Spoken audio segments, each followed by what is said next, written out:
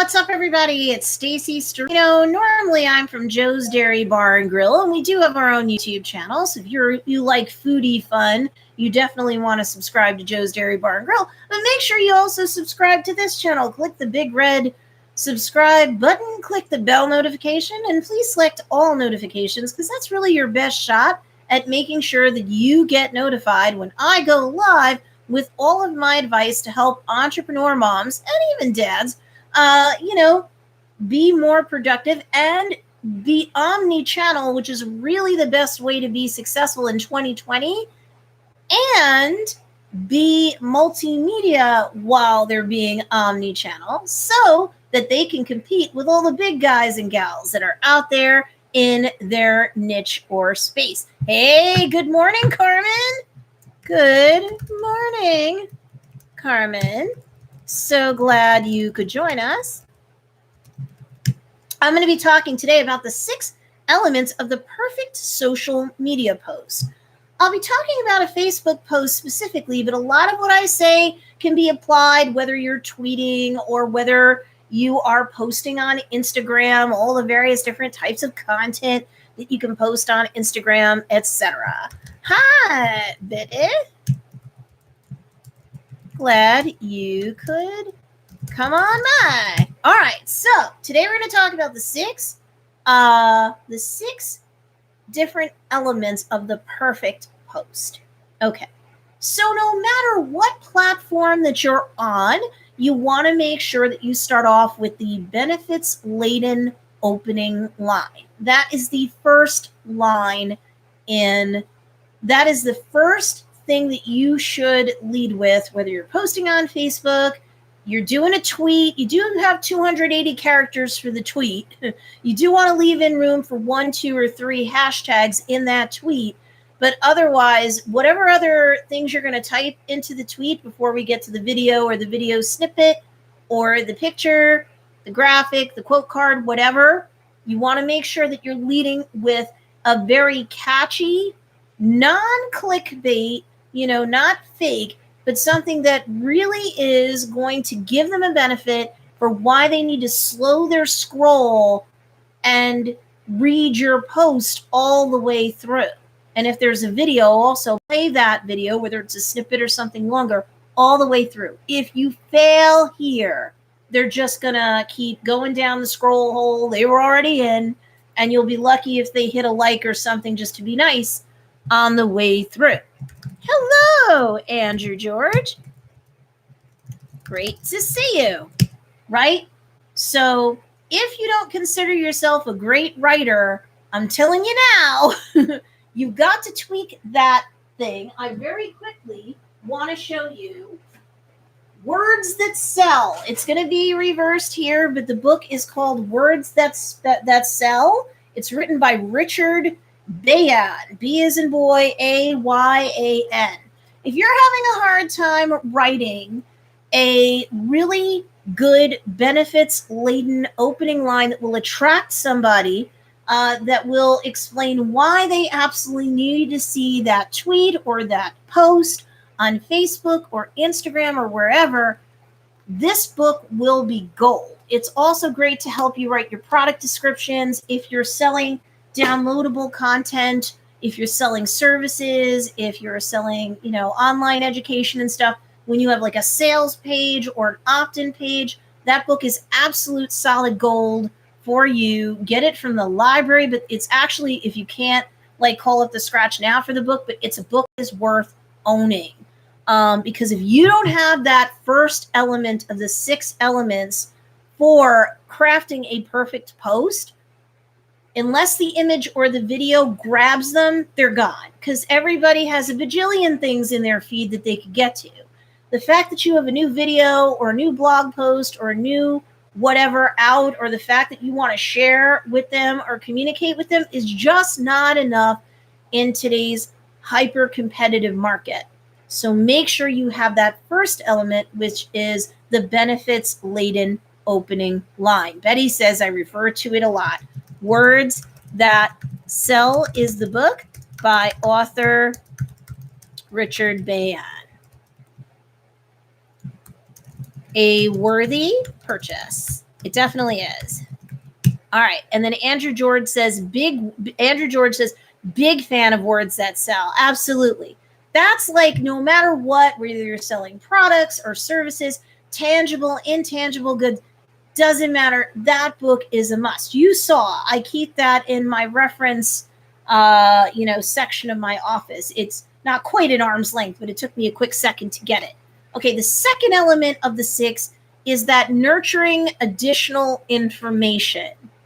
So let's say a tweet, this is hard because it's 280 characters. So you might want to have that first element, the benefits laden opening line, and immediately dovetail into a quick little snippet with what room you have left. Again, you want to, on Twitter, you want to save room for 1 or 2, maybe 3 hashtags, right? Because you want that to be searchable and indexable on the platform of Twitter. And of course, on Instagram, you want to make sure that you use all 30 of your hashtags for every static post that you put in your feed. Because yes, the people who are following your feed will see this stuff, but that's one great organic way to extend the reach of that post. So you have 30 different entrance points on Instagram, which is an ever increasingly more powerful search engine unto itself. Same way Twitter is. So the benefits laden opening line. And then let's say on Facebook or Instagram, especially, you can do micro blog posts is what they call them. You don't have a blog on your website that we're talking about. We're talking about social media posts today. And this is important. So again, words itself can help you come up with additional verbiage. You need to explain what problems, what solution or solutions your product, if you're showcasing product, will give the purchaser for themselves or whomever they're gifting this item to.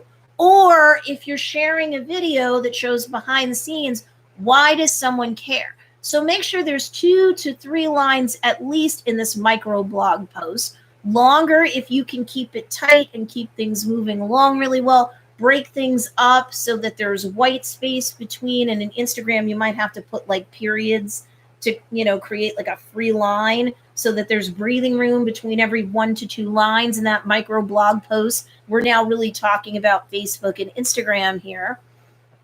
That will help the reader skim, and it's more of a pleasant experience to read that micro blog post. But make sure that the information that you are adding after that benefits laden opening line for element 2 of the 6 elements of a perfect post, you want to make sure that you're nurturing the person to really educate them, entertain them, or as I called it earlier today, edutain them. Maybe it's a bit of both. I don't know. It depends on what your post is about.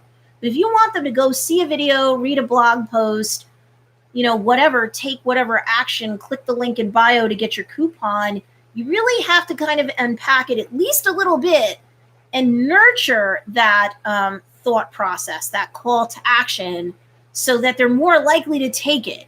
If you just throw up a picture or video and go, here it is, or even just one line, even if it's a really good benefits laden opening line, that might not be enough. So you want to make sure you have a couple extra lines in there that nurture, entertains, educates, edutains, and gets them to be more likely than not to do whatever you're asking them to do. Visit the blog post, go see the video on YouTube, go to the link in bio on Instagram, or click the link down below in Facebook. We're going to get to that in a second, right? Okay, so now we're on the third element of the 6 elements of a perfect post. So you want to reference a clickable link in the bio if it's a static Instagram post. If it's IGTV, you can use clickable links. I know it's woo, mind-blowing, but you can. So, but on Facebook, you can reference the clickable link below. The operative word is below.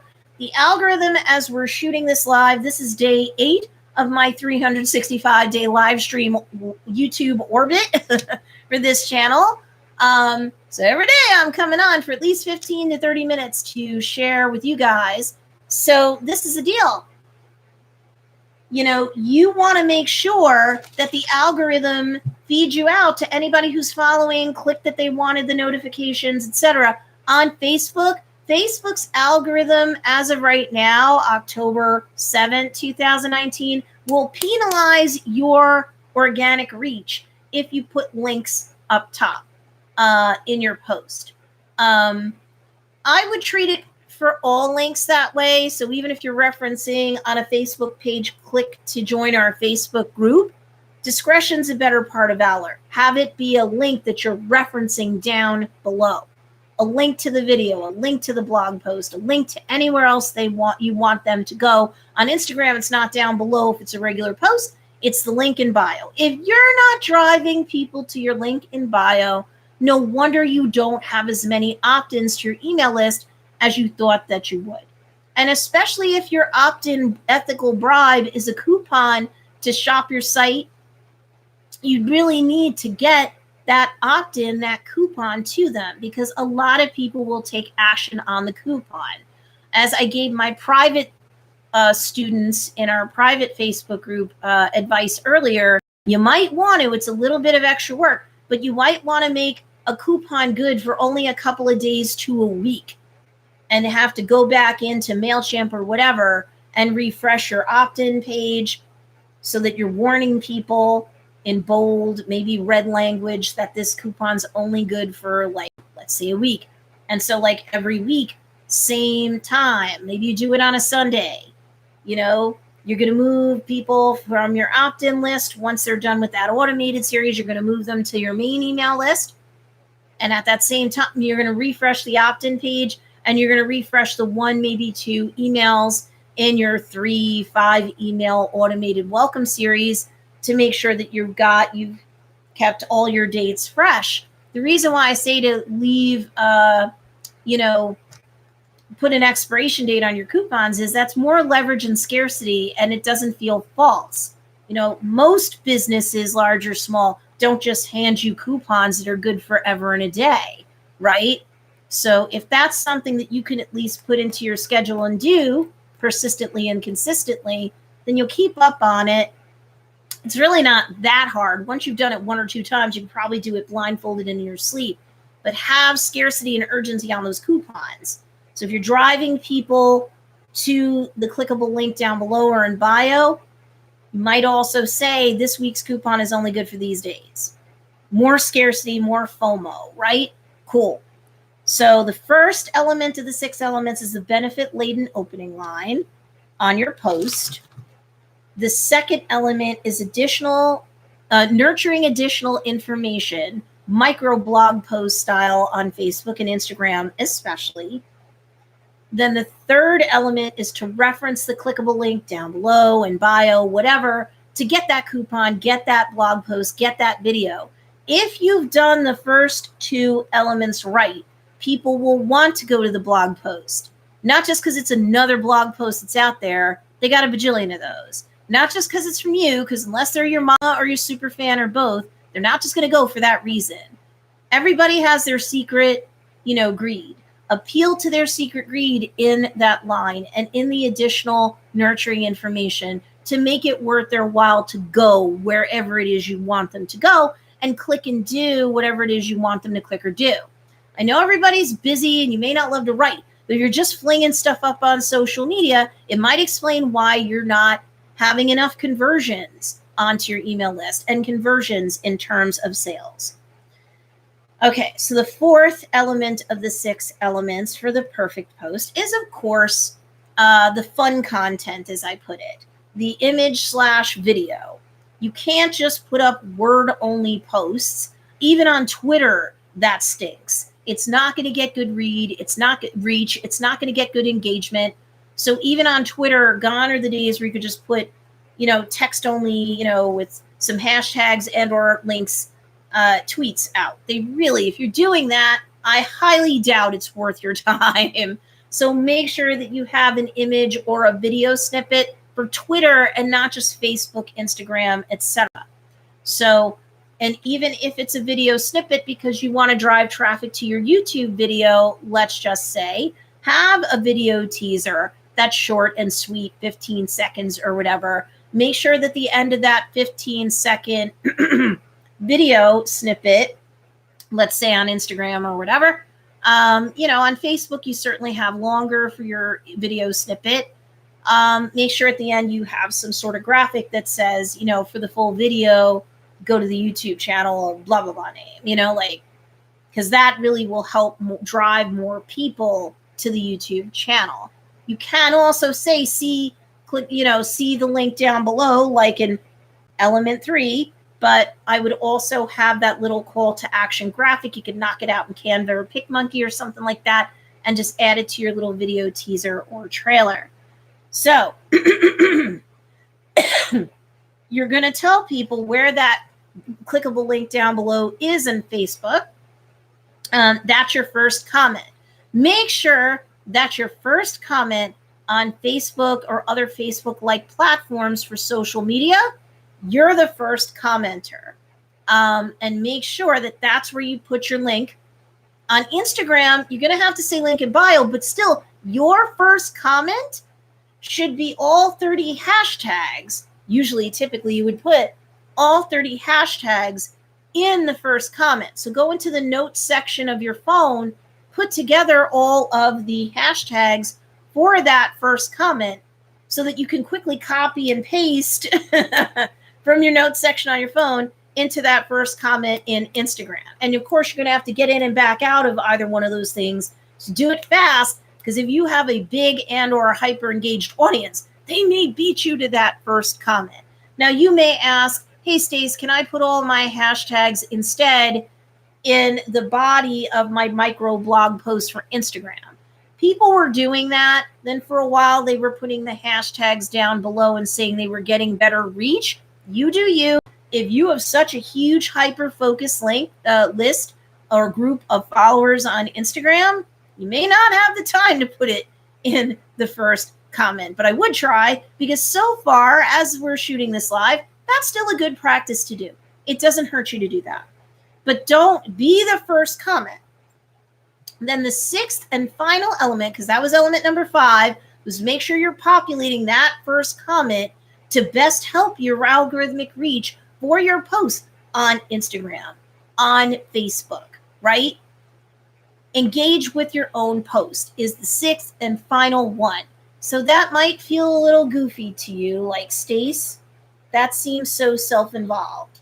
Like my own stuff, that's silly. But here's a reason why you would do it. It's multiple reasons why.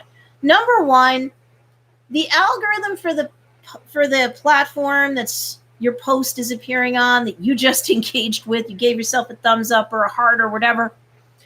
I know that may or may not help your reach automatically. But what it does is it kind of breaks the seal for engagement on your post. Lots of people are scrolling through so fast on fill in the blank platform when they see that you've even liked your own tweet or liked your own Facebook post or gave a heart to your Instagram post. They're not necessarily going to slow down and figure out who that's from. Then they're like, oh, you know what? I like that person. Oh, they put something out. That seems nice. That picture's nice. That quote card's nice.